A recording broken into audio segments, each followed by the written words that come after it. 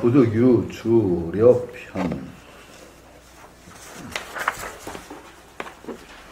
요속교통. 예.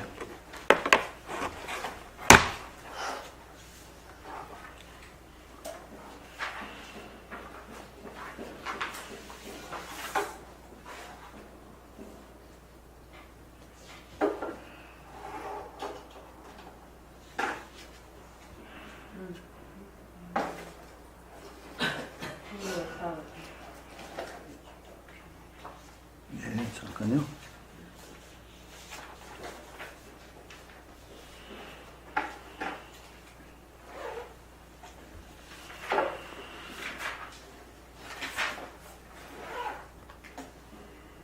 자, 우선 그 한문으로 읽어보겠습니다. 비요사 부득유주려편 여속교통 영타정질 실자도정 당유요사 출행 고주지인 급관중자 영지거처 약인속가 절수견지정념 신물견생 문성 유랑사심 우황피급휘소 난설잡사 비시주식 망장무해지행 심괴불계 우처현선인 혐의지간 기위유지혜이냐. 그렇죠. 번역은 비요사, 그 요긴한 일이 아니면은, 비요사가 요긴한 일, 어쩌 피할 수 없는 일이 있죠. 요사가 아니면은 여편, 이 마을에 갔다가 엽이라는 건 유주려편이라는 게 유와 주를 유하고 현을 엽한다 그런 뜻이에요. 동사예요, 두 개가. 유주여편이라는 건 이주로 갔다가, 엽이라는 건 수렵한다는 엽인데 여기서는 수렵한다는 뜻이 아니라 현을 사냥한다니까 이 마을 저 마을을 사냥한다라는 식으로 표현해서 유주여편, 이주 저주를 떠돌고 이현 저현을 왔다 갔다 해서는 안 된다. 왔다 갔다 하면서 여속, 속과 더블여자니까 속과 교통하여서 영타증질, 그들의 미움과 시기를 지른 질투, 그들로 하여금 미워하고 시기하게 해서는 안 되고, 실자도정, 또 도를 향하는 마음이에요. 도정을 잃어서는 안 된다. 그러니까 비가 비요사하면은 부득이 쭉 걸려요. 부득은 해서는 안 된다. 여기서는 그런 뜻을 쓰였어요. 유주려편에서 여속교통하고 영타증질 실자도정, 여기까지 부득 해서는 안 된다. 이 마을 저 마을을 왔다 갔다 하면서 여속교통, 쇠속과 더불어서 교통 사귀면서 그들로 하여금 말하자면 나를 괜히 쓸데없는 짓에서 저중 왜 왔어 뭐 이런 식으로 해서 그들로 하여금 미워하거나 싫어하는 마음을 내고 스스로는 그렇게 하면 어떻게 되느냐, 도를 향하는 자기의 마음을 잃어버린 게 되는 거죠. 그래서는 안 된다. 하여튼 수행인은 스님으로 수행한다는 건 어떤 것이냐, 정말로 어려운 것이 가능하면 수렴하는 거예요. 밖으로 향하는 그 에너지를 전부 수렴을 해가지고 자기 수행에 모조리 쏟아야 된다는 약속을 하는 거나 마찬가지예요. 머리 깎는다는 것은. 왜 머리를 깎아요? 스님 옷을 왜 입어요? 그거는 일종의 약속이에요. 그러고 자기를 먹여 살려주는 제가자들과의 약속이고 자기 자신과의 약속이죠. 그러니까 그런데 마음 쏜다는 건 약속을 어기는 거예요. 제가자는 이럴 수 없어요. 물론 그러나 제가자도 마음 자세는 그래야 된단 말이죠. 언제나 내가 가장 중요한 게 무엇이냐를 잊으면 안 돼요. 나에게 가장 중요한 것이 뭐냐? 우리가 늘 잊고 사는데 내게 가장 중요한 게 뭔가요? 내가 훌륭한 사람 되는 거예요. 세속적으로 얘기하면 내가 깨닫는 거고 내가 훌륭한 사람 되는 게 가장 중요하죠. 그런데 우리는 늘 그걸 잊고 어떻게 돼요? 중요치 않은 것에 에너지를 썼죠. 욕망에 끄들리고 하다 보면은 요즘에는 강동구청에서 그 강의를 하나 쭉 진행을 하고 있는데, 한 14번을 해야 돼요. 그러니까 한 학기 강의 폭이 돼요. 예, 정말 전에도 얘기했지만, 정년퇴직하는 게 좋은 점 중에 하나가, 성적 평가하는 강의 한다는 게 상당히 좋아요. 왜냐면 채점할 필요가 없잖아요. 그거 좋고, 그 다음에 대학에서 못하던 강의를 제가 많이 해요, 요즘에는. 요즘에 그 강의가 뭐냐면은 귀거래사, 적벽부, 뭐 이런 그 좋은 문장들, 아니면은 좋은 시들, 한시들, 이태백 시, 뭐 도연명 시, 이런 거 모아가지고 한 14줄을 강의하니까 꽤 많이 해요. 그런 강의는 대학에서 제가 하면 욕먹을 강의예요. 왜 철학 교수가 그런 강의하고 중문과나 뭐 국문과 교수들이 욕할 텐데, 내가 뭐 이제 정년퇴직했는데 욕먹을 리도 없고, 막 하고 그러는데 아주 편하고 좋아요. 그런데 전번에 귀거래사를 마쳤어요. 도연명의 귀거래사. 이 귀거래사가 뭐예요? 돌아가리라. 라거든요. 귀거래. 돌아가리라. 거기에 보면 기자이심 위영역, 내가 이미 이 몸뚱이를 위해서 마음을 사역시켜서 노역을 했으니, 해추창이 독비, 지금 와서 홀로 슬퍼한들 어쩌랴. 그러면서 내가 지금 실미독이며 내가 참으로 길을 헤맸지만 멀리 헤매지는 않았구나. 그러면서 가끔 시작비, 지금 내가 돌아서는 것이 옳고 예전의 내 삶이 잘못되는 것을 알겠구나. 그건 뭐예요? 도연명이 정말로 마음에도 없는 벼슬을 한 거야. 마음에도 없는 벼슬. 그러니까 자기 먹고 살기 위해서 벼슬하던 것이 이거 아니다 하고 딱 돌았을 때 지은 글이 귀걸에서. 그래서 전원으로 돌아갔죠. 그런데 그거 귀걸에서 읽으면서 저는 그랬어요. 귀걸에사는 꼭 전원으로 돌아가야 귀걸에사가 아니다. 우리가 언제나 잘못된 길을 걷고 있다. 내가 중요치 않은 것에 내 에너지를 쏟고 내 삶을 바치고 있구나라는 자각이 딱 들었을 때 돌아가리라 하는 게 귀거래사다. 우리도 지금 귀거래사를 읊어야 된다. 우리가 지금 어디다 마음을 쏟고 살고 있는가 한번 돌아보자. 늘 쉽게 얘기해서 마음이 중요하다고 늘 말은 하면서 마음에다 정말 신경 얼마 쓰고 살고 있는가 한번 돌아보자. 뭐 이런 식으로. 그러니까 내게 가장 소중한 것 잊어버리고 엉뚱한 데다 에너지 쏟고 있는 삶, 거기서 뭔가 이건 아니지 하면은 바로 우리가 귀거래사. 도연명은 그때 어떤 것이었냐? 귀거래가 전원으로 돌아가는 삶이었어요. 내 삶의 본질을 정말 추구하기 위해서 그때는 잘못된 벼슬살이에서부터 전원으로 돌아가는 게 귀거래사예요. 그럼 우리는 어떻게 해야 되죠? 정말 본질적이 아닌 것에다 힘을 쏟고 살다가 언제든지 그 본질로 돌아가는. 그러나 중요한 게 또 우리 제가자의 삶은 중요한 건 뭐냐? 본질로 돌아간다고 해서 팽개치면 안 된단 말이죠. 이것을 본질과 연결시키는 작업이에요. 언제나. 제가자에서는 돌아감이라는 게 이거 팽개치고 가는 것이 아니라 여기 신물견이 다 외웠잖아요. 하지만은 그거 잊지 않는다. 이게 귀거래란 말이죠. 언제나 잊지 않는 거예요. 그것을 우리 행주자화가 동떨어진 행주자화였던 것이 그것이 나의 본질과 연결되는 그러니까 이거 지금도 오기 전에 바로 일시병 모사님하고 새말피 얘기했지만 이게 뭐예요? 바로 우리 행주자화를 바로 나의 본질적인 어떤 나의 추구와 연결시키는 게 새말피예요. 딴 게 아니에요. 모습을 잘 굴리는데 그것이 그냥 모습에 떨어지는 것이 아니라 바로 본질과 연결되는 나의 근본적인 추구와 연결시키는 작업이 새말피란 말이죠. 그 이전의 수행, 스님들과 비슷한 수행이라는 건 스님들은 어때요? 본질적으로 정말 모든 것을 그 노력까지도 치우고 그냥 본질적으로 그냥 회귀해버린 거야. 완전히. 이게 스님들의 삶이라면 우리는 어떤 거죠? 스님 같은 자세. 그걸 유지하되 언제나 우리 삶의 영이 이거 행주자와 이것들과 나의 본질적인 추구를 연결짓는 작업이 새말귀란 말이죠. 여기서 우리는 귀거래라는 거예요. 그러니까 버리고 하는 게 아니고 우리는 그것을 되돌이키는 거죠. 그러니까 스님들은 아니에요. 스님들은 정말 모든 것을 차단해버리고 한꺼번에 정말 들어가는 삶이 있단 말이죠. 그러니까 이렇게 되는 거예요. 이것저것 돌아다녀서 괜히 쓸데없는 에너지 낭비해서 돌아다니면 결국 어떻게 되느냐. 사람들이 괜히 시비거리만 휘달리고 그래서 그 증질이라고 그랬어요. 미움과 질투를 산다라고 했는데 스님들이 뻔질나게 돌아다녀봤자 별로 얻는 게 없다. 이런 얘기죠. 그러니까 하지 말고 자기 도정을 잃지 말아라. 이렇게 된 거죠. 도정. 스님들은 정말 어려워요. 스님 생활이라는 게 쉬운 게 아니에요. 우리는 존경해야 돼요. 모든 걸 거두고서 한 군데 모든 에너지를 그냥 몰아쓰기로 스스로에게 약속하고 우리에게 약속하고 그런 삶을 사는 분들 존경해야죠. 그리고 그들이 그렇게 얽매이지 않는 삶을 도정을 올곧게 쏟을 수 우리가 뒷바라지를 해야 돼요. 사실 해야 됩니다. 제가자의 의무입니다, 이게. 그래서 그들이 가장 앞서서 정말 보배를 빨리 캘 수 있도록 도와드려야 됩니다. 그런데 그거 못하잖아요. 제가자의 책임이에요. 그게 저는 그 우스갯소리로 그 더러운 돈은 스님들이 못 만지게 하죠.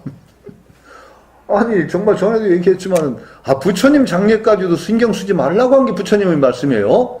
부처님 돌아가시기 전에 스님들이 부처님 장례 걱정했더니 너희들이 왜 그런 걱정하느냐? 신앙심 깊은 제가자들이 열애의 장례 여법하게 치러질 거다. 너희들 그런 데 신경 쓰지 말라. 얼마나 무서운 말이에요. 스님들에 대한 강렬한 채찍이고 제가자들에 대한 엄청난 부촉이에요. 스님들은 부다의 장례까지도 신경 쓰지 않도록 너희들이 해라 이 얘기거든요. 그런데 제가자들이 책임을 방기하고 있는 게죠. 그러니까 스님들이 쓸데없는 세속일에 얽혀가지고 어떤 때는 제가자들보다 더 시끄러운 꼴을 겪게 하는 거 스님들 욕을 할 게 아니라 제가자가 저는 반성해야 된다고 생각합니다. 이래서는 안 된다. 스님들이 정말 수행에만 몰두할 수 있도록 우리가 외호해야 된다는 다짐을 우리가 해야 된다는 거죠. 그래서 스님 공경, 승보 공경을 제대로 하려는 자세를 우리가 갖춰야 돼요. 승보를 참 공경해야 돼요. 제가자들이. 승보 공경을 어떻게 해야 제대로 하는가? 스님들한테 돈 찔러주는 게 공경이 아니에요. 그분들이 정말로 수행에 전념할 수 있도록 수행만 하면은 정말 존경받으며 살 수 있도록 노후 보장해드리고 모든 거 해드려야 돼요. 그러면서 우리가 그분들한테 욕을 해야 되죠. 그만큼 존중을 바치는 만큼 스님들도 그 부담을 느끼시는 거예요. 그렇게 해야 돼. 그 스님들이 조용해지는 건데. 그건 그렇지 않잖아요. 지금 얼마나 시끄러워요. 얼마 전에 그 어떤 불교 신문사에 또 저한테 글을 써달라고 뭐 총무원장 선거가 있으니까 내가 그래서 나 스님들에 대해서 입대기 싫다. 난 꾸린 입자리 입대기 싫으니까 딱 그런 요청은 하지 말라 그랬더니 죄송합니다. 라고 끊더라고. 정말 지금 말하기가 싫어요. 그리고 괜히 스님들 비판할 이유가 없어요. 우리 책임이야, 반은. 우리 책임이야, 반. 그렇게 된 게, 제가자들이 올바른 스님들이 올바르지 않으면 시주 끊었다 그랬죠. 부처님 당시에 있던 일이에요. 시주로 딱 끊어버렸어. 그럼 어떻게 스님들이 함부로 해요? 못하는 거예요. 우리 제가자가 제대로 못 모시고 스님들에게 제대로 부촉을 못한 책임이라고 해야 되죠. 그러니까 스님들은 기본적으로 이런 자세가 맞아요. 쓸데없이 세속적인 일에 얽히면 안 돼요. 그리고 정말 한 군데 매진해서 그러니까 또 속효가 날 수가 있죠. 그것들을 우리에게 빨리 또 회양해 주셔야 되는 거야. 그것도 의무가 있어. 옛날부터 스님들에 대한 말이 많죠. 스님 노릇하면서 공부 제대로 하면 어떻게 된다고 그랬어요? 나중에 소가 되거나 그래가지고 제가자한테 수십생 빚 갚느라고 뭐 그런다고 한 말이 경계가 아니라 정말이에요. 다 빚이잖아요. 당신들 그 세속적인 영에 신경 안 쓰고 먹고 살게 하는 게 제가자들이 빚이에요. 그만큼 애를 써서 빨리 캐서 우리에게 주셔야 될 그런 의무가 있단 말이죠. 그만큼 세속적인 일에 얽혀서는 안 된다라는 것이 여기는 스님들에 대한 경계의 말이니까 당연히 들어가는 거죠. 도닦는 생각을 잃어서는 안 된다. 만일 요사 출행, 거기 반대죠. 요사, 중요한 일이 있어서 출행 나가게 되면은 어떻게 돼야 되느냐? 주지인. 그 다음에 주지인이라는 건 주지 스님인가 같은 거예요. 주지인. 주지라는 건 그 머물러서 모든 일을 주관하는 사람이 주지예요. 저의 지금 주지가 바로 이 주지입니다. 주지인에게 알려야 된다. 주지 스님께 알리고 또 그분 미칠급자예요. 그 다음에 주지에게 알리고 그 다음에 말리는 관중자 관중이라는 건 관리한다. 대중을 관리한다니까 대중의 소임을 맡으니 절에도 소임 맡은 게 있잖아요. 절에 가면 대중방에 붙이는 거 아시죠? 쭉 붙어요. 소임이 있어요. 그 중에 요즘 같으면 총무스님이니 이렇게 붙이지만 그 관중자에게 반드시 알려서 령은 시켜야 된다. 앞에 령은 명령령자인데 하여금 사자나 마찬가지. 하게끔 해야 된다. 알게끔 영지니까 알게끔 해야 된다. 영지 알게끔 해야 된다. 뭘 알게끔 하느냐? 지의 목적어가 거처를 저 사람이 어디를 갔는지 내가 어디를 갔는지 거처를 알게 해야 된다. 소리도 없이 가버리면 어디로 가는지 모르면 여러 가지 문제가 생길 수 있고 걱정을 끼치는 일이 많아요. 요거하고 좀 전혀 다르지만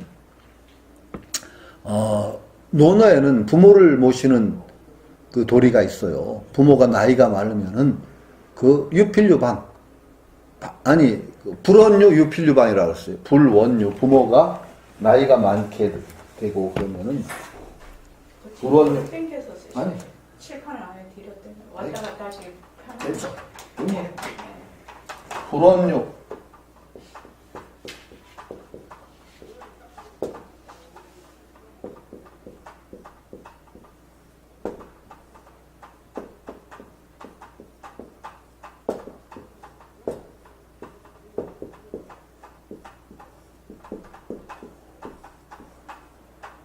이런 말도 논어에 있어. 참 부모가 나이가 들으시면 불원유 멀리 나가서 논일지 않고 유필유방 논일게 되면은 반드시 유방 가는 곳을 알려둬야 된다. 옛날 얘기죠. 요즘에는 뭐 비행기 타고 왔다 갔다 하니까. 그런데 예전에는 노부모 오셨을 때는 불원유 멀리 나가 놀지 않고 나가게 되면 반드시 어디로 가는지를 반드시 알려준다. 라는 얘기가 있는데, 그 부모 모시는 돌이 아니라 사람 사는 게 그렇죠. 특히 스님들처럼 대중생활하는 사람이 나갈 때 가는 곳 알려주지 않으면 참 여러 가지 문제가 번거롭게 되죠. 그러니까 요건 기본적인 대중생활의 도리입니다. 주지인에게 알리고 또 소임자에게 알려서 영지 거쳐 그 사람이 어디로 갔는지를 알게 해야 된다. 요거 기본적인 대중생활의 원칙입니다. 도리입니다. 사람이 지 자유로운 건 좋은데 이 도깨비 같이 살면 여러 사람 피곤하게 만들죠. 지 한 사람 때문에 여러 사람 피곤하게 하면 안 되죠. 제가 사실은 저 한 사람 때문에 여러 사람 피곤하게 하는 사람 중에 하나인데 이게 성질이 이게 좀 나사가 제가 하나가 좀 빠진 사람이에요. 사실은. 그래가지고 어떤 그 조직적인 일이나 이런 거에 엄청 둔하게 둔해도 보통 둔한 게 아니에요. 그래가지고 제가 예전에 학과장을 할 때는 조교 업무가 2배로 늘었대. 하도 교수가 학과장이 다 잊어버리는 거야. 저는 총장하고 약속하고 싹 까먹어요. 나중에는 총장 무시하는 교수로 소문났어요. 그래서 싹 까먹고, 눈앞에, 그러니까 참 이게 머리 구조가 뭔가 이상한 거예요. 이게 저는 여러분들한테도 꼭 권하는 게 자기를 객관적으로 한다는 게 참 중요해요. 지가 마음속으로 스스로 내가 이렇거니 안 그래요. 근데 저는 굉장히 내 인생에 고맙게 생각하는 사건이 뭐냐면은 고등학교 졸업할 때 담임선생님이 진로 지도를 했어요. 상담 지도죠. 대학을 어떤 과를 가느냐 한 번에 해주잖아요. 근데 그때는 반학생이 한 60명 되잖아요. 그러니까 담임선생님이 바빠. 그러니까 학생들 그런 걸 미리 못 봐. 그러고서 이제 학생 오면은 이렇게 대조해 가면서 이렇게 진로 지도를 하는데 선생님이 2번을 놀라셨어요. 이렇게 하다가 그러더니 너 IQ가 이렇게 높으냐? 그러더니 반에 저 높은 거야. 그런데 공부를 못했거든 내가. 그러니까 생각보다 IQ가 높은 놈이 공부 못했다고 놀래고 그 다음에 그러더니 이렇게 적성검사 펴더니 너 같은 애 처음 봤다 그러더라고요. 너 같은 애 처음 봤대. 그래서 나도 뭔가 이렇게 봤더니 적성검사가 여러 분야가 이렇게 막대 그래프 있잖아요. 한 분야는 없어, 적성이. 금전계통, 이제 경제 능력 같은 거 있잖아요. 그런 계통은 적성 막대 그래프가 잘 안 보여. 왜 보통은 들쭉날쭉 하면서 중간, 어중간 하면 높은데 낮은데 있잖아요. 이건 너무 극단적이에요. 안 보여, 한쪽은 거의. 그 다음에 인문계통은 거의 꼭대기까지 꽉 찼어요. 이게 그러니까 선생님이 너 같은 애 처음 봤대. 선생님도 놀랬어. 저도 놀랬어요. 내가 좀 그런 줄은 알았지만 저렇게까지 심할 줄이야. 세상에. 그래서 저는 그거 굉장히 고맙게 생각합니다. 그때 그걸 겪은 일이 그 뒤로는 제가 제 진로를 결정하는데 그쪽으로 갈 걸 아예 포기를 했습니다. 돈 벌고 하는 대로 간다든가 조직적인 생활 이런 데로 들어간다는 걸 아예 포기를 했습니다. 어지간해야지. 어지간해야지요. 그러니까 거의 안 보이는 대로 가면 어떡할 거예요, 그게. 그러니까 사람이 노력이라는 게요. 사람이 발전한다는 게 노력이 도하기로 성과가 나는 게 아니란 말이에요. 언제나 곱셈이에요. 사람의 인생은 곱셈이에요. 자기 재능 상수가 있어요. 상수에다 노력을 곱하는 거야. 그러니까 무서운 거예요, 이게. 재능 상수를 모르면은 0에 가까운 데다 곱셈을 아무리 노력을 기울여도 답은 0이에요. 이게 안 나와요, 답이. 그런데 상수가 큰 데다 노력을 기울이면 요만큼 던져도 상수가 크면 엄청나게 나와요. 이게 인생의 성패를 좌우해요. 굉장히 무서운 거예요. 근데 자기는 이걸 좋아한다고 생각하는 수가 있어, 어떤 때는. 착각을 하는 수도 있고, 엉간이는 되겠지. 아닌 경우가 있거든요. 저는 아주 일찍이 그걸 발견한 거예요. 아주 일찍이. 그래서 그 뒤에 쓸데없는 노력을 많이 줄였어요. 그래서 저는 지금도 대학생들한테도 내가 객관적으로 그걸 100% 의존하지는 않지만 너 자신을 알 수 있게 하는 모든 검사 다 받아봐라 그래요. MBTI 검사라는 게 있어요. MBTI. 자기 성격 유형 검사 있어요. 그 다음에 적성 검사. MBTI 반드시 받아봐야 됩니다. 그 INTP니 뭐 유형이 있는데 한번 받아보세요. 지금이라도 안 받아보세요. 그거 굉장히 좋아요. 왜냐하면은 사람 유형에 따라서 행동하는 방식이 그렇게 다르다는 걸 알게 돼요. 주로 이제 말하자면 주로 사유를 중시하느냐 아니면 감정을 중시하느냐, 즉흥적이냐 계획적이냐 한 가지가 유형이 있거든. 4가지 분야에서 나오는데 그거 검사 한번 받아놓고 결과 보면 되게 재미있어요. 그리고 왜 저 사람은 저럴까 하든 그것이 없어져. 아, 저 사람은 저럴 수 있구나. 타인에 대한 이해도 넓어져. MBTI 검사를 받아. 아, 저 사람 유형이 저러니까 저렇게 행동할 수 있지. 나하고 다른 거야. 그거 받아보고 나면 재밌어요. 그 남과 자신에 대한 이해가 굉장히 높아져요. 받고 나면은. 그래서 객관적으로 자기를 알게 돼. 그거에 전적으로 의존할 필요 없어. 또 그것도 불변도 아니야. 변하긴 해. 근데 저처럼요. 아예 거의 없으면 잘 안 변해요. 그 뒤로 저는 그래서 한 번도 회사에 취직할 생각을 한 번도 안 했어요. 망할 길이야. 내가 회사에 취직하면. 회사에 손해가 되고 나도 망해. 그게 참 일찌감치 그걸 알았다는 게 굉장히 소중한 어떤 것이죠. 그러니까 조직적인 마인드에서 나왔는데 제가 참 그 민폐가 많은 사람이에요. 저하고 같이 살면은 상당히 피곤해요. 왜? 무시야, 막. 참, 안 사람한테 제가 엄청 고마워해야죠. 엄청, 나 같은 사람 데리고 사느라고 참 엄청 고생했을 것 같아요. 저는 못 느끼는데, 이제 그걸 가끔가다 제 스스로 반성, 내가 그런 사람이지. 그러니까 그 스스로 그 이해를 하고 주변에 있는 사람에게 고마워하는 그것도 있어요. 그러니까 굉장히 중요하죠. 그래도 오래 이제 노력을 하다 보면 조금씩 자기를 알면은 거기에 대해서 조금씩 노력을 기울이게 되고 하나 기울일 거 2개 기울이게 되니까 조금씩은 변합니다. 조금씩은 변해요. 그렇지만 원판불변의 법칙이 있어요. 또 잘 안 변한 데가 있어요. 원판불변의 법칙. 그래도 조직생활, 사회생활을 하려면 변해야 되는 부분이 있어요. 그래 기본적인 도리는 지켜야 되는 거예요. 기본적인 도리가 저 유필유방이라든지 그런 것으로 가는데 자기가 어디 간다는 건 알려주는 게 기본 도리죠. 요즘은 필요도 없네요. 하기는 핸드폰. 어디 있어 그럼? 옛날에 핸드폰 없을 때 어떻게 살았나 몰라요. 참. 근데 하여튼 이건 기본적인 도리니까 그렇게 뭐 열심히 우리가 어렵게 얘기할 건 없습니다. 그러니까.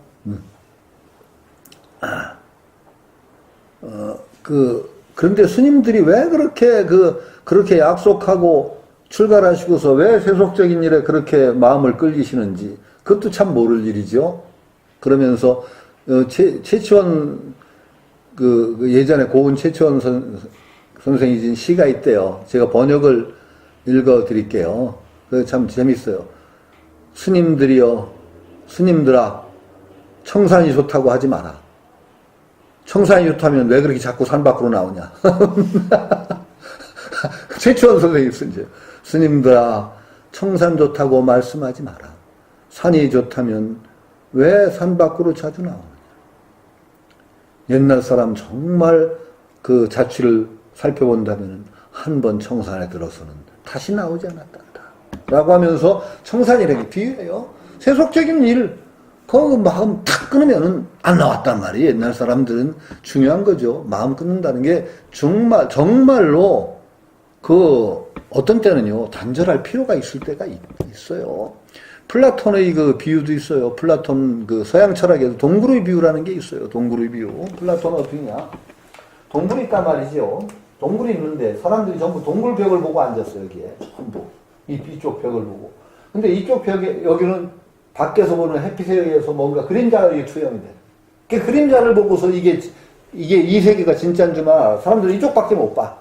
계속 이쪽을 보고 앉아. 벽 그림자 밖에 들어오는 피태어리는 그림자를 보고 이게 정말 세상인 줄 알고 있어. 근데 한 사람이 안 그렇다. 이건 아닌 것 같다. 그러고 밖으로 나가. 그 사람. 그럼 밖에 나가서 참된 세계를 발견해요. 근데 그 사람은 어떻게 했느냐? 돌아와요. 그래서 다시 돌아와서 동굴에 있는 사람들에게 저게 정말 밖에 밝은 세계가 있다는 걸 알려준단 말이죠. 이걸 철학의 과정으로 플라톤은 설명해요. 철학한다는 게 어떤 것이냐? 세속 사람들이, 일반 사람들이 다 진리라고 믿던 것에 대해 의심을 일으키는 거야. 그게 진짜냐? 정말 진실이냐? 하고 의심을 일으키고 뭔가 정말 세상 사람과 전혀 다른 세계를 향해서 나가본 거죠. 이게 철학자예요. 철인이에요. 그래서 그들은 그러면 밖에 나가서 안 돌아오냐? 돌아와요. 다시 알려주러 돌아와요. 스님들도 그런 거예요. 한번 끊는다는 건 끊기 위해서 끊는 게 아니야. 정말 저렇게 참된 세계를 발견하기 위한 어떤 단절이 필요하단 말이죠. 이게 출가란 말이죠. 이게 출가예요. 우리도 출가를 하는 거예요. 정말 우리가 우리 현실적인 삶과 나의 근본적인 추구가 딱 괴리되어 있다. 떨어져 있다. 이건 정말 세속적인 삶이죠. 반성하지 않는 삶. 이것을 이어붙이는 이게 제가자들이. 이게 새말귀를 통해서 있는 거예요. 정말 밖으로 나가는 게 아니라 그 자리에서, 이 자리에서 바로 출가를 하는 것이 새말귀란 말이죠. 내가 정말로 이 정말 본질과 유리되어 있던 이것을 연결하는 작업. 이것이 바로 새말귀 수행이다. 이렇게 생각을 합니다. 저는. 그리고 우리 거사들에게, 제가자들에게 일종의 복음이죠. 이런 수행법을 통해서 정말로 나의 본질에 대한 추구와 이 현실적인 것이 연결될 수 있다는 것이야말로 얼마나 큰 복된 소리냐 말이죠. 기독교에서 복음이라고 하는 게 기독교의 전유물이 아니에요. 이것 우리에게도 복음이란 말이죠. 이 스님들은 그러나 정말로 저렇게 한번 떠나는 근본 단절을 통해서 다시 돌아오는 그 길을 밟는 것이 바로 출가다. 이렇게 말할 수가 있죠. 자, 그 다음에 가만히 있어봐. 그 다음에 또 있었죠. 영지가 약인속가, 약입속가. 만일 속가에 내려가면은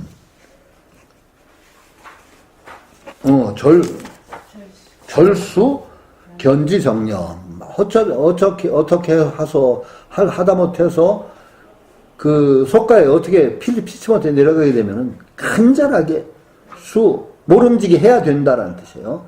견지정념. 정념, 바른 생각을 굳건하게 지켜야 된다. 굳건하게 지켜야 된다. 그러니까 속가는 두 가지 뜻이 있어요. 속가에 다녀왔다 보면 무슨 부모 형제가 있는 그것을 스님들은 속가라고 합니다. 끊고 나왔지만 내가 끊었던 인연이 있는 곳을 스님들은 속가, 이것을 속가라고 하고, 또 하나는 속가는 또 일반 모든 산문, 절 밖에 있는 모든 세속, 그것을 속가라고 합니다. 이 두 가지 의미가 다 있는데 여기서는 그냥 세속적인 모든 곳을 속가라고 여기서는 표현했다고. 꼭 자기 출가하기 전의 인연이 있는 그곳, 세속의 부모 형제가 있는 그 속가가 아니고, 여기는 산문 밖의 모든 세속적인 것을 다 속가라고 여기서는 표현했다고 할 수 있습니다. 속가에 들어가면은 어떻게 해야 되느냐? 간절하게 바른 생각을 굳게 지녀서, 어떻게 해야 되냐? 신은 삼가야 된다. 어떻게 삼가야 되느냐? 물, 견색, 성문, 유랑사시. 그러니까 견은 본다. 소리와 견색하고, 견색은 빛깔을 본다라는 뜻인데 여기서는 빛깔이라는 뜻이 아니라 눈의 경계를 색이라고 합니다. 어떤 눈의 경계를 보고, 문성, 이건 귀의 경계죠. 우리가 감각기관 중에 제일 큰 영향을 미치는 게 두 가지입니다, 사실은. 가장 빠르고, 제일 빠르고, 인간 감각이 거의 상당히 제일 많은 부분을 차지하는 게 눈입니다. 그 다음에 귀입니다. 제일 둔한 데가 어딜까요? 촉각 빼놓고는, 촉각이 이제 제일 미각입니다. 미각이 제일 둔해요. 그런데 제일 보수적이에요, 둔한 게. 눈이 제일 간사해요. 미각은요, 나이 먹어도 어릴 때 먹던 맛을 찾아요. 그래서 원조라는 게 존중받는 데는 미각밖에 없어요. 그렇죠? 원조 무슨 집, 맛집이잖아요. 그게 왜 그러냐? 미각이 고집스러워요. 굉장히. 옛날 맛을 찾는 게 미각이에요. 눈은요, 금방 익숙해져요. 처음에 이상하게 보이는 것도 몇 번만 보면 눈은 바로 익숙해요. 그거 잘 반성해 보세요. 처음에 이상하던 것이 몇 번 보고 나면 익숙해져서 이상하게 안 느껴요, 눈은. 미각은 안 그래요. 늙어서도 옛날 맛 찾아요. 그래서 원조가 통하는 데는 미각밖에 없어요.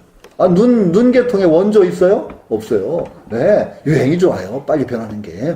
미각은 안 그래요. 그래서 장충, 거기 가면 원조, 순대, 거기 뭐죠? 족발. 아, 원조의 원조, 그냥 그게 왜 그러냐, 미각이. 그 다음에 소리예요. 소리는 조금 미각보다는 느려요. 그러나 소리가 또 가진 특징이 있어요. 관하기가 좋아요, 소리는. 비가가 너무 빨라가지고, 시각은 관이 잘 안 돼. 본 것을 바로, 그것에 대해서 반성이 안 돼. 탁 들어가면 그냥 들어가. 소리는요, 듣고 소리를 음미할 수가 있어요. 그게 연불 수행이 가능한 게 소리의 특징이죠. 그러나 하여튼 색과 성이 가장 감각기관에서 발달한 거예요. 그래서 여기선 두 가지를 들었어요. 그러나 여기 두 가지만 들었지만 결국은 모든 걸 다 들은 것이라고 봐야 돼요. 모든 감각적인 그런 데 부딪혀서 견색, 문성이라고 하는데 빛깔을 보고 밖에 경계를 보고 소리를 듣고서 유랑사심, 유탕사심, 삿된 마음이 흐르고 요동친단 말이에요. 탕이라는 건 삿된 마음이 막 흐르고 요동치게 해서는 물이 금지사예요. 그래서는 안 되는 것이다. 삿된 마음. 우리 경계에 끌리죠. 언제나 그 경계 안 끌린다는 말은 무슨 거짓말이에요. 보면 끌려요. 끌리는데 정말 중요한 게 그 경계를 대할 때 두 가지. 첫 번째 그 수행 중에 하나는 정의 수행은 경계를 통해서 모든 경계를 차단하는 게 경의 수행. 삼매는요, 차단해요. 다 차단. 전부. 그래서 옆에서 벼락 떨어져도 몰라요. 깊은 삼매 들으면은. 이게 삼매예요. 불교 수행은 그거하고 다른 수행이 있어요. 혜의 수행이 있고, 사마타라 그래요. 아니, 사마타가 아니라, 윗바사나. 아니, 삼마타? 뭐라고 하죠? 그걸 알아차려. 윗바사는 그걸 정념의 수행이에요. 정념이 바로 그거예요. 정념이라는 게 염자를 붙였는데 그게 회상이라는 뜻이 아니라 이게 알아차림 수행이에요. 사티 수행. 사티를 통해서 또 정을 이루는 게 불교 수행이에요. 불교는요, 사티가 없으면 불교 아니에요. 사마타, 삼매의 수행법은요, 부처님 전에 거의 최고 경지까지 다 완성이 됐다는 거 인정해야 됩니다. 요가 수행자들이 얼마나 오랜 동안 그 삼매 수행법을 개발했던지요. 부처님이 그들 삼매 수행의 궁극 경지까지 다 체험을 하신 거예요. 알랄라 칼라마 우타카 라마프타 두 사람의 스승이 그들이 삼매 수행자들이에요. 요가 수행자들이에요. 쉽게 얘기하면은. 그래서 비비상처럼 아주 궁극의 그 삼매 경지에 부처님이 도달하셨다는 게죠. 부처님은 그걸 떠나오셨어요. 거기에 안주하지 않으셨어요. 뭐예요? 살아가면서도 행복한. 이게 바로 불교의 정신이에요. 이게 예를 들어서 어떤 사람을 그 사람이라고 할 때 예를 들어서 성태용이가 누구냐 했을 때 성태용이가 성태용인 이유는 뭐예요? 아니 눈이 두 개고 코가 이렇게 있고 입이 이렇게 된 건 남하고 똑같아요. 그것 때문에 성태용이라고는 안 해요. 그렇죠? 그러면 남과 다른 부분에 성태용인 이유가 있단 말이죠. 내가 나인 이유가 또 다른 부분 때문에 있어요. 물론 기본적인 게 안 갖춰주면은 그 사람이라고 할 수 없으니까 안 되지만 그 다른 부분에서 그 사람이 있는 특징, 이유가 있어요. 이름이 거기에 붙은 이유가. 그럼 불교가 불교인 이유는 뭐예요? 불교가 불교인 이유가 뭐냐 말이죠. 그 이전에 인도 전통에서 다 개발했던 삼매수행 거기에 머물러 있으면 불교가 불교 아니에요. 절대 그건 아니에요. 그걸 불교라고 하면 성태용이를 눈이 두 개고 코가 있고 입이 이렇게 가로 달렸다. 이게 성태용이라고 말하는 거와 똑같아. 아니거든. 성태용인 이유는 남보다 좀 더 잘생긴 데 이유가 있단 말이죠. 우스개입니다. 하여튼 그렇단 말이죠. 그럼 불교가 불교인 이유는 뭐예요? 바로 그 지점이에요. 우리 현실적인 삶 속에서도 행복한 종교. 이게 불교인 이유예요. 그럼 불교가 불교인 이유를 가장 우리가 고양시켜야죠. 우리가 불자라면 부처님이 떠나온 지점이 있어요. 거기에 머물러 있어서는 불교 아니에요. 그건 인도 윗바사나, 아니, 인도 우파니샤드나 그 힌두교하고 똑같아. 그럼 불교가 불교인 이유? 바로 부처님이 떠났던 그 지점에 특색이 있어요. 살아가면서도 행복한.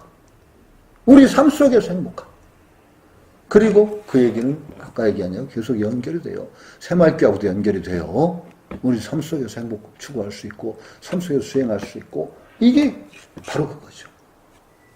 감각, 모든 감각, 이것을 차단한다는 건 차단하고 정을 통해서 그걸 통제를 해요. 정이 깊으면요, 나중에 정말 모든 것을 끊어낼 수 있을 정의 정적인 정의 수행을, 개정의 정의 수행을 깊이 하잖아요. 그럼 웬간한 일에는 흔들리지 않게 돼요. 웬간한 일에 흔들리지 않아요. 정이, 굳건한 정심이 있으면은. 근데 그것에 머무르면 안 돼요. 우리는 언제나 알아차림 수행이거든요. 알아차림이에요. 알아차림. 알아차림. 싸띠예요, 그게. 싸띠. 싸띠 하면 어떻게 되느냐? 바로 거기서 또 사실은 정이 이루어져요. 우리는 알아차리지 못하면 끌려가버려. 생각에. 감각이 끌려가. 계속. 그런데 딱 알아차리는 순간에 끌려가지 않아요. 정도 자연히 싸띠를 통해서 이루어져요. 왜? 끌려가지 않으니까. 새말귀 이 연장선상에 있어요. 모습을 잘 굴린다. 일종의 싸띠예요. 싸띠 수행이에요. 알아차림이에요. 내가 알아차리지 못하면은 모습 굴릴 수가 없어요. 그렇죠? 그게 가장 기본이에요.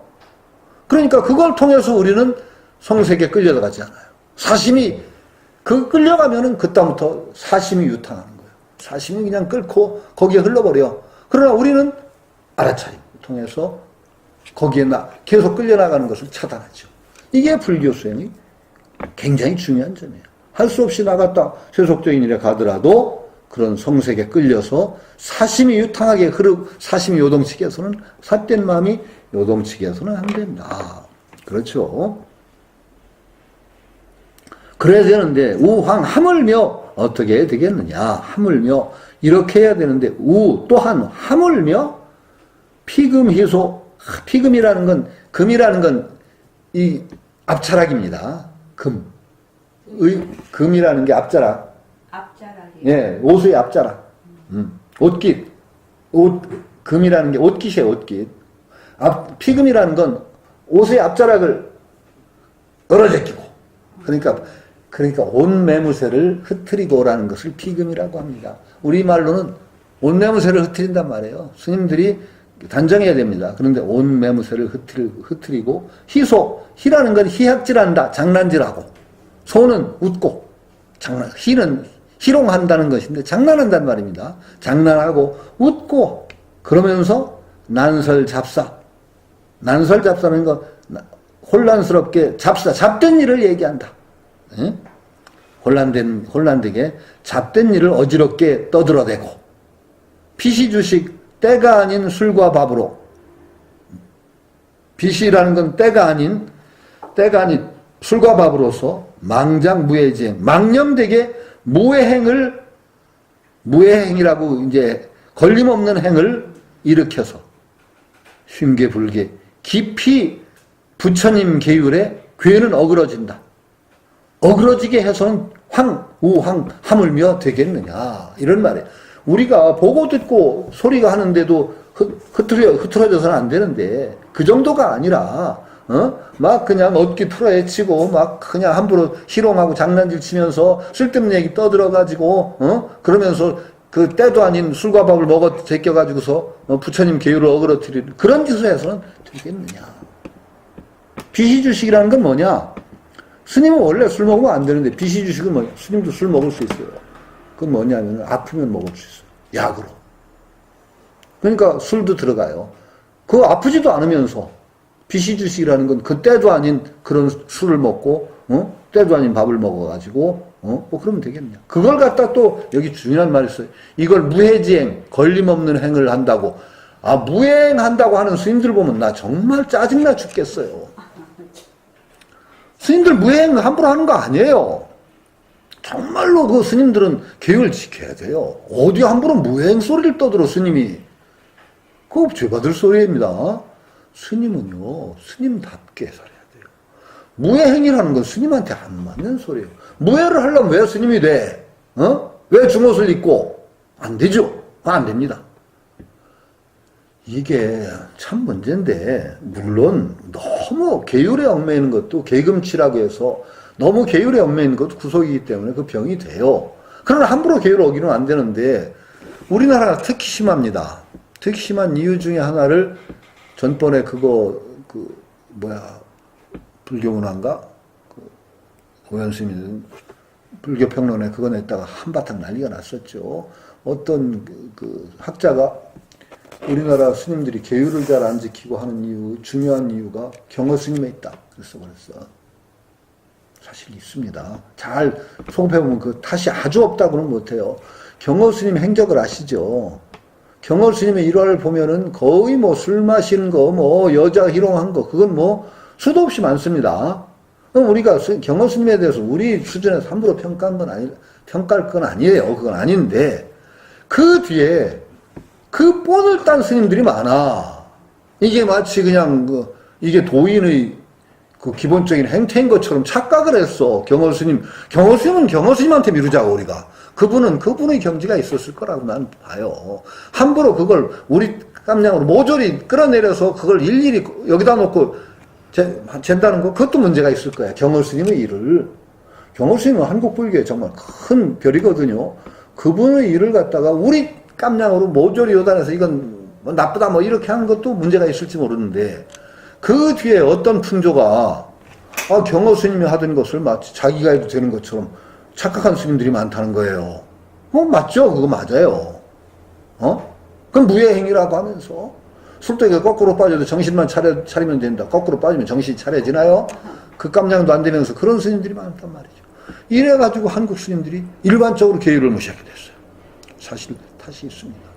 경허 스님은 경허 스님 차원에서 있을지 모르지만 망령되게 진짜 깜냥도 안 되면서 그런 짓을 하는 스님들이 있을 수가 있단 말이죠. 이게 한국 불교 정말 문제입니다. 스님들이 계율 안 지키면 안 돼요. 계율은 그러고 또 전 두 가지로 얘기하는데, 계율을 안 지키면 안 되고 또 한편으로는 지킬 수 있게 계율을 바꿔야 됩니다. 정말로 지킬 수 없는 계율이 너무 많아요. 그거를 한번 정리해야 돼요. 우리 이 계율은 적어도 지키자고 사실은 승려 큰 어떤 고승들이 대회를 열든가 해가지고 해야 됩니다. 계율 지키는 스님이 없거든요. 왜? 스님들은요, 앉아서 오줌 누게 돼 있어요. 남자 스님이 여자 스님이고, 율이 있어요. 서서 오줌 누면 안 됩니다. 스님들 율은. 남자, 비구 스님도. 근데 요즘 제가 집에서 그 율을 강요당하고 있어요. 남자들이 서서 오줌 누는 게 상당히 그 냄새를 발생시키는 큰 원인이 되는데 튀는 게 보통 튀는 게 아니래요. 그게 가능하면 앉아서 오줌 누라고 그래가지고 아주 그런데 그 부처님이 선견지명인지 모르지만 하여튼 어쨌든 간에요. 스님들 앉아서 오줌 누는 스님 저 별로 못 봤어요. 그럼 율이 어그러지죠. 근데 그거 일일이 다 지키라고 하면요, 스님 못 살아요. 못 살아요. 그 청규를 통해서 여러 개차가 있어야 된다면, 계율은 개차가 있어야 되는데, 개차를 또 스님 개개인의 주관에 맡겨버리면 또 그거 곤란하잖아요. 당신 말아서 개차하시오. 이러면 개판이 되는 거야. 개차를, 기본적인 개차는 정말 고승들이 모여서 가이드라인을 정해줘야 된단 말이죠. 이건 말이 안 돼요. 그러니까 지금 계율이 실종된 거예요. 한국 불교에. 스님들 계율도 실종되고, 제가불자 계율도 전부 실종이에요. 전부 실종이야. 술 마시지 말라는 계율이 있어요. 5개 중에. 그러면서 주는 스님도 지키라 소리 안 하고, 받는 제가불자도 그 술 마시지 말라는 계율 받아서 술 안 마시겠다고 다짐하는 사람 없어. 뭐 계율 없는 거죠. 그러니까, 무예라는 건 정말로 함부로 하는 거 아니에요. 지켜야 돼요. 계율은. 왜? 계율이 안 지켜지면 우리 삶을 이끌어가는 원리가 없는 거예요. 구체적인 현실에서 자기 행동을 단속하지 않는 종교인 아니에요. 그게 무슨 종교이냐? 무예 헛소리 하지 말라는 거죠. 행동거지가 어지러워지면은요, 마음 어지러워져요. 밖으로 업을 짓고 업의 결과 안 받는다? 턱도 없는 소리 하지 마세요. 무서워요, 업은. 그러니까 스님들은 특히 무예 행소리 함부로 하는 거 아니에요. 스님이 무예를 시작하면 제가불자는 무예 제곱이 나와요. 응? 곱빼기가 나온다고요. 그럼 종교가 아니게 돼요. 기본적으로 종교에는 행동의 삶의 양식이 그 종교의 본질에 맞아야 돼요. 불교는 뭐의 종교예요? 자비와 지혜의 종교예요. 삶이 자비를 드러내야 되고, 그 다음에 지혜를 드러내는 삶이 이어지려면 거기에 맞는 규율이 있어야 돼요. 승단 전체에 규율이 있어야 되고, 제가불자의 삶 전체가, 아니면 불자들이 삶 전체가 그런 모습을 드러낼 때, 어떻게 이와 사가 둘일 수가 있어요. 이삼영연이라고 하지만은 사법계, 이법계가 둘이 아니거든요. 그럼 원리가 그러면은 현실로도 드러나야 된단 말이죠. 기본적으로 보세요. 불교가 자비의 종교라고 하는데 어디 불교가 자비가 그렇게 드러나요? 아니잖아요. 그럼 잘못된 거예요. 불교가 그렇게 자비행이 없거든. 그렇잖아요? 그럼 자비와 지혜의 종교라는 불교 본질에 많이 떨어져 있다는 거죠. 제가불자의 삶, 자비와 지혜의 모습이 드러나야 되거든요. 자비로워야 되거든요. 정말로 어떤 종교보다 자비로워야 되고 어떤 종교보다 지혜로워야 되거든요. 그것 떠났다. 헛소리예요. 그런 있을 수가 없어요. 드러나지 않고 헛소리 하지 말라 그래요. 저는 간단해요. 안 드러나면 아니에요. 그거 괜히 헛소리예요. 내 마음은 안 그래. 마음이 그러면요 밖으로 드러나게 돼 있어요. 헛소리예요, 전부. 그러니까 무해지행이라는 걸 망작이라고 그래서 보셨습니다. 아마 그 당시에도 꽤 이런 일들이 무해행이란 말, 이 무해지행이란 말이 여기 나온 거 보면은 그 당시에 스님들도 그런 짓을 꽤 하지 않았나 싶어요. 무해행이라고 붙이는 그런 행을. 걸림없다는 건 나쁜 말이 아니잖아요. 걸림없다. 그런데 그러면서 그 행에다 무해를 붙였다는 건 아마 그때 스님들도 걸림없다는 핑계로 괜히 계율 어기는 짓을 하면서 이걸 무해행이라고 핑계대는 스님들이 아마 그 당시에도 있지 않을까 싶어요. 원효대사는요, 그건 전혀 달라요. 원효대사는요, 딱 파괴 한 번 하고서는요, 스님 반납했어요. 다시는 요속공주하고 딱 파괴하고서는요, 자기가 스님이라는 거 하지 않았어요, 원효대 스님은. 원효사가 무슨 것을 하겠죠? 스님 아니에요. 파괴하고서는 원효 스님은요, 자기 스님이 아니에요. 그렇게 무서웠어요, 원효 스님은. 그런데 파괴하고서 스님이라고 하니까 문제잖아요. 원효 스님이 스스로 무슨 것을 하고 했던가 그래요. 것을 했지, 스님이라고 안 했습니다. 그만큼 무서운 거예요. 원효 스님은 딱 오효공주하고 자고 나서 스님 아니에요, 자기. 그게 무서운 거죠. 그런데 지금은 그게 아니니까 문제죠. 스님 뻔뻔하게 계율 다 어기고 바라이제까지 다 어기고서 스님이라고 하니까 문제죠. 아니 저는 그 점에서는 오히려 제가 가장 열린 마음을 가지고 있어요.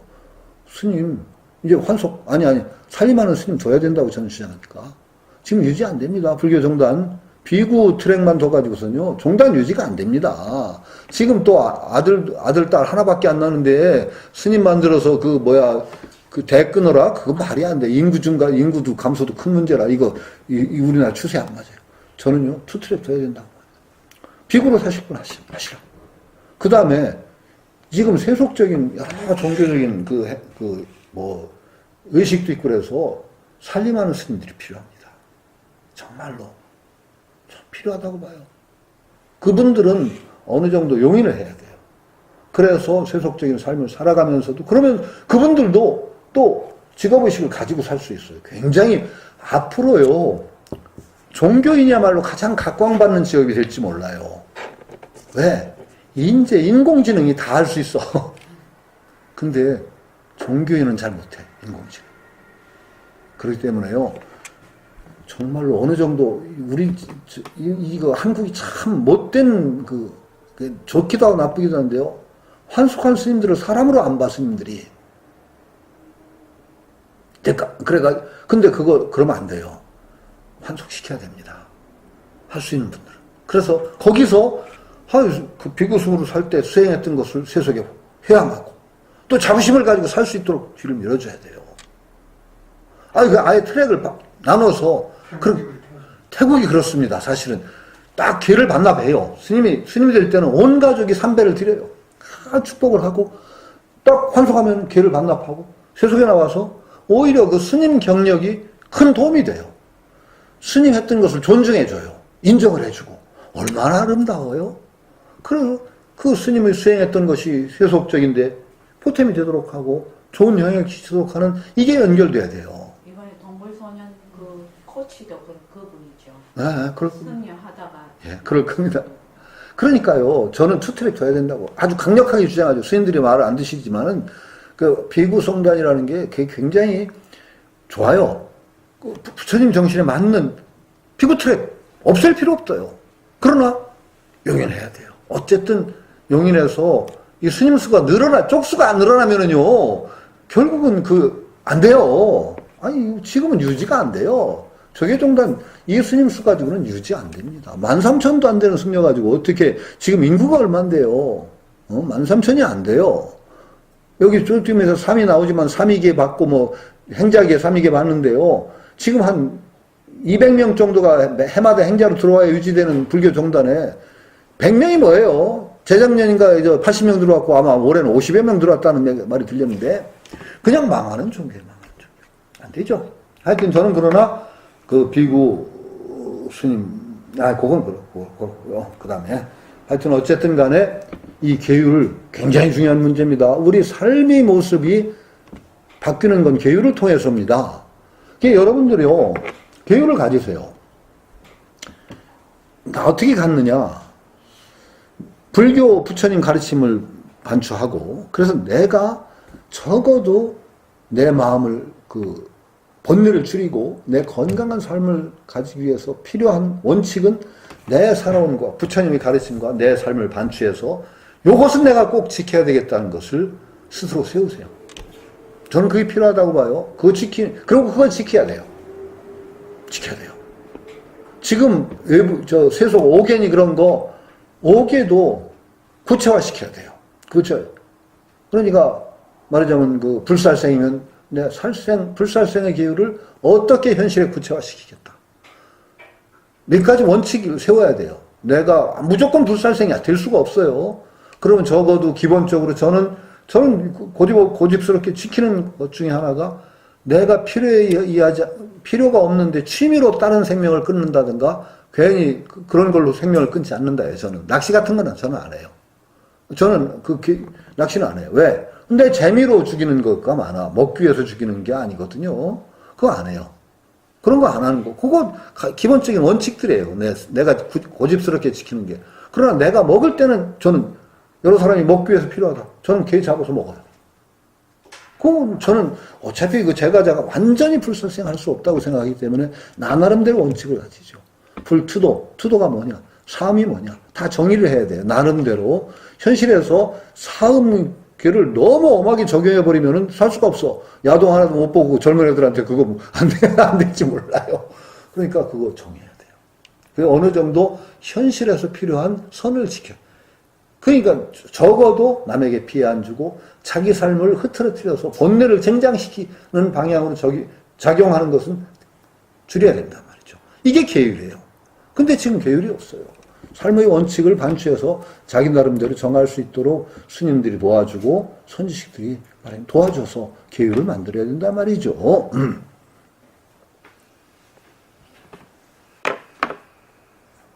그 다음에 우처 현선인 혐의지간 기위유지혜이냐. 우처 현선인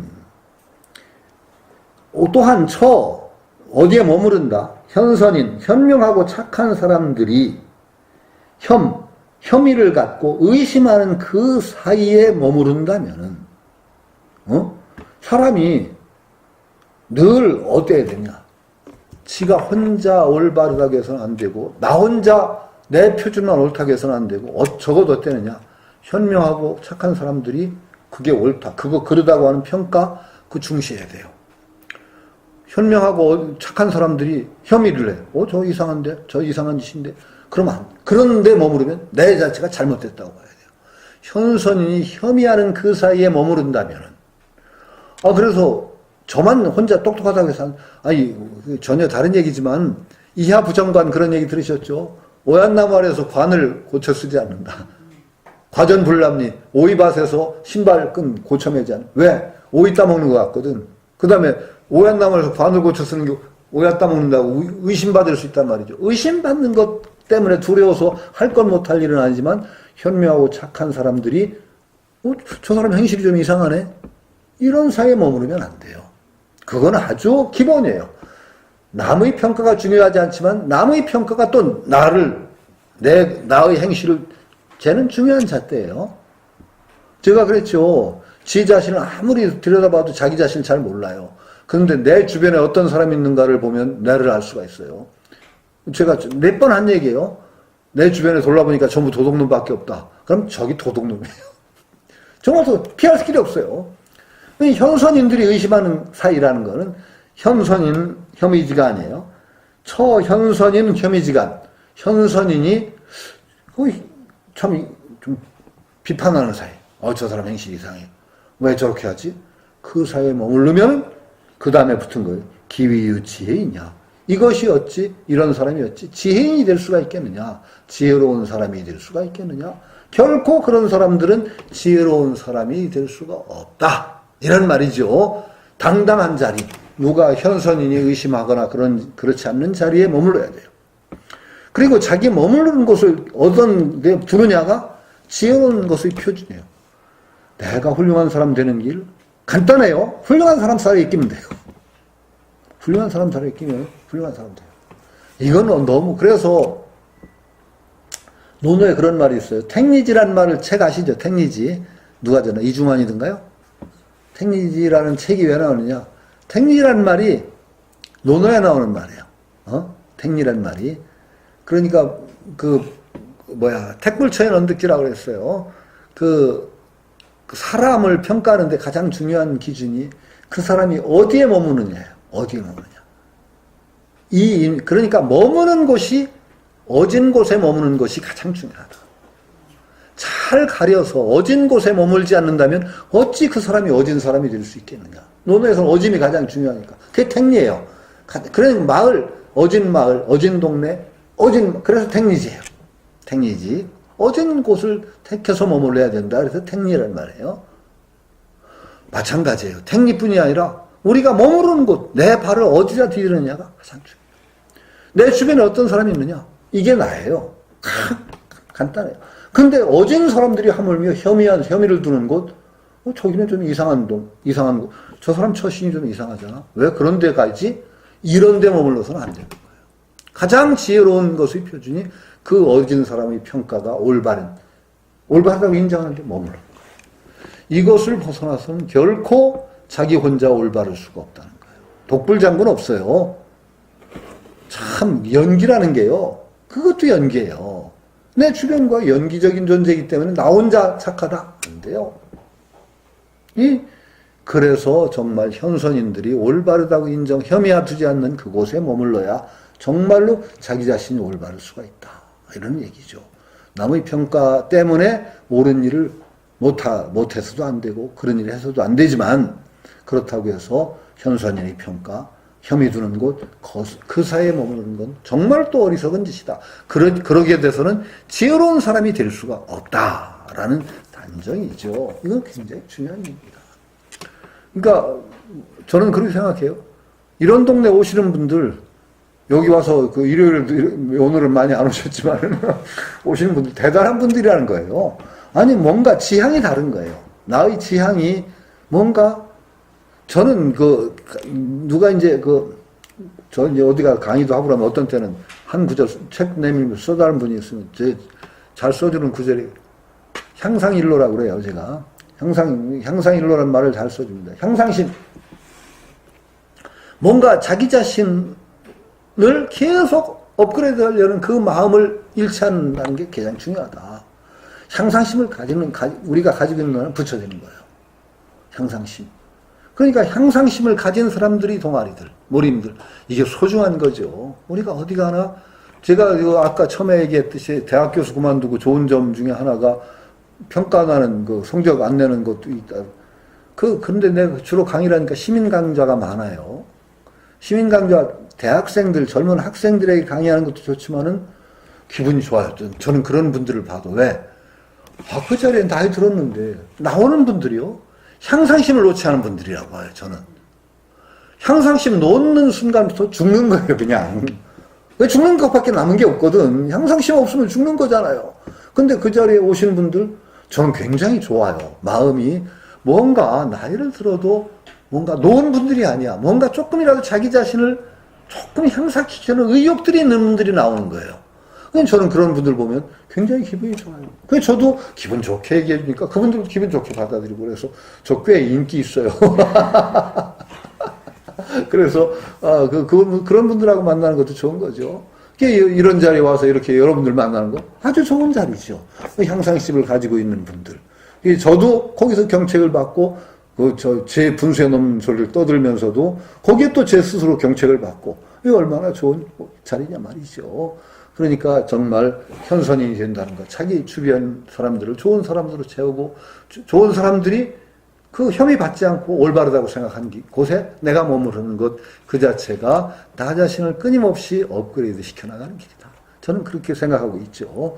저도 그런 길, 여러분들도 끊임없이 그 길에 함께 계시기를 바라는 마음으로 오늘 강의 마치겠습니다. 예, 다음 주에 뵙죠. 다음 달에 뵙겠습니다. 빨리 뵙겠네요. 한 주 제가 미뤄서. 예.